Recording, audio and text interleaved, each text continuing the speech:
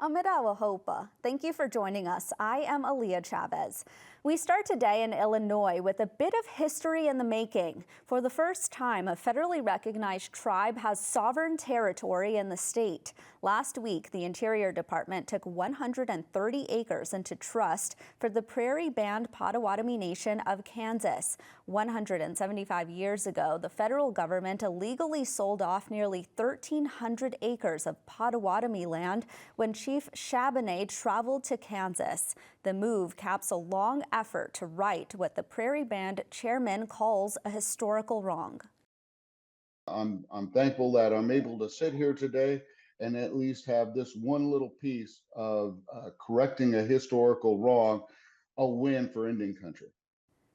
In Hawaii, 2 reports released last week fill in some of the gaps about what went wrong during the Maui fire that killed over 100 people last August.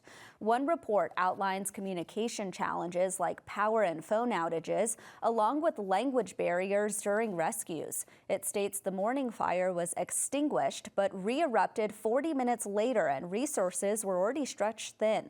The second report details more in-depth challenges and improvements. A third report, which is expected in a couple of months, is set to dive into the origin of the fire.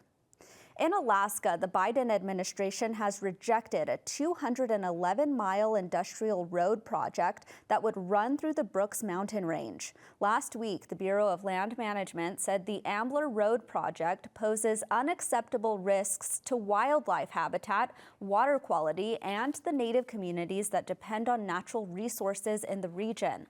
By selecting the no action option as its policy choice for the project, the Bureau will not issue a permit, allowing the road to be cross-land managed by the agency. It also implemented new rules that strengthen the environmental protections in the 23 million acre National Petroleum Reserve. Staying in Alaska, a new database will provide insight for the patterns of salmon and the ocean.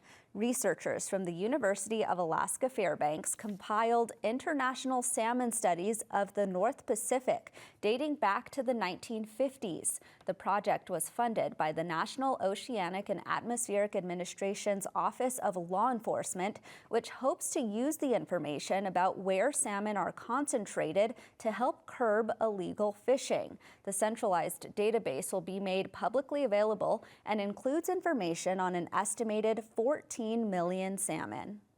We move now to New York City, where the United Nations has opened its Permanent Forum on Indigenous Issues. The 23rd annual event runs for 2 weeks. APTN's Angel Moore was there and brings us this report. I'm here in New York City. Behind me is the United Nations headquarters, where hundreds of Indigenous peoples from around the world have gathered in hopes that their concerns can be heard, including Ben Ausau Samuel from Sudan.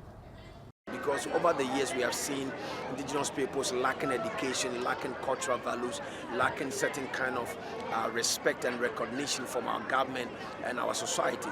And we have all come to agreement that it's high time we understand the importance of Indigenous people. The forum was established as an advisory body for Indigenous peoples at the United Nations. This year, the focus includes financing Indigenous peoples to protect the planet and address climate change, including protecting Indigenous rights. This led Nicholas Paul to travel all the way down from Sisdansik, Wolastoqey Nation, New Brunswick. Paul says Canada is ignoring treaty rights, especially right now when First Nations fishers are being arrested for harvesting. The United Nations has the Permanent Forum on Indigenous Issues right now, and one of the topics here is the criminalization of Indigenous rights. So it's perfect timing. We want to bring attention to it, and we shouldn't have to go to court to make the government obey its own courts. The forum also ensures the United Nations Declaration of Indigenous Rights are implemented worldwide. Issues discussed in side events are scheduled for the rest of the week.